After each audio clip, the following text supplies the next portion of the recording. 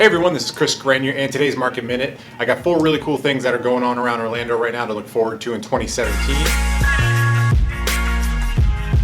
So 2017 is shaping up to be an awesome year for Orlando. We have a ton of stuff being developed right now that's going to have the grand opening in the next few months.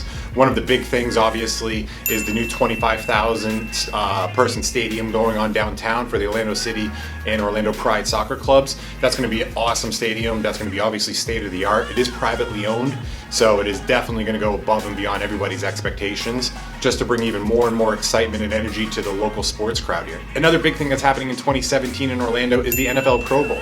The Pro Bowl has been held in Hawaii now for the past 15, 20 somewhat odd years, and this is the first time since then that the Pro Bowl is actually being held in the continental states, and we're obviously super excited to have it being held here in Orlando. That's going to generate a ridiculous amount of economic stimulus here in the local economy, but at the same token, if we can really lock down that bid for the next dozen, hopefully 20 years here in Orlando, it's just going to skyrocket the territory here with NFL fanship and obviously even more and more tourism, which is just what Orlando needs. Another big thing that's opening in 2017 is Universal Studios' new water park, Volcano Bay. This is a massive water park that you can see right from I-4 that's being built. It's kind of themed after Hawaii, volcano style things, and it's going to have the most ridiculous water slides. If you drive by it, like I said, on I-4 or pretty much anywhere around Sand Lake and Turkey Lake Road here in Orlando, you'll see the massive construction, 7 or 8 cranes I counted this morning of the huge water slides and wave pools and all that good stuff that they're building right now. It's just a ridiculous expansion that Universal is doing. One of the big issues that Universal Orlando does have, it is landlocked. And so unlike Disney, where Disney has 40 plus square miles of land to continually expand on, Universal's kind of landlocked between Turkey Lake and Sand Lake Road and I Drive. So they're really kind of crunching in everything in one tight spot. But if you're a local tourist here, that means you don't have to drive a lot and everything's within a short walking distance. Another massive event that's coming to Orlando in 2017 is the WWE WrestleMania.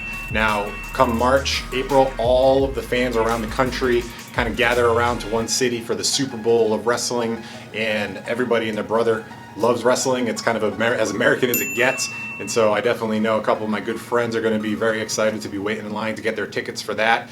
And so everybody remembers when you're a kid watching the big WrestleMania events with Hulk Hogan and Bret the Hitman Hart and all that good stuff. And so even though you might not be a big fan right now, it's going to be an awesome event locally here in Orlando, and so it's going to be a lot of cool stuff going on in 2017 that we're excited about. And finally, if you're looking at property, no matter where you are in the world, if the property's here in America, the first website that you're obviously going to probably find is Zillow.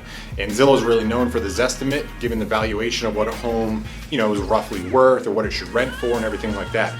Now, 90% of the time, the Zestimate is within a relatively small margin of error, maybe 5, 6, 7% or so at most.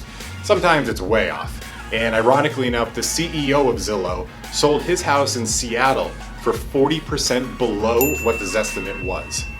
Now, the Zestimate was off by over 40% for the CEO of the company itself. You figure that would be something that he'd be really looking into. And although a lot of valuations aren't off by 40%, that's a ridiculous testament to the fact that if you're doing a valuation on a house, you always want to make sure that you're talking to a professional that knows what they're doing.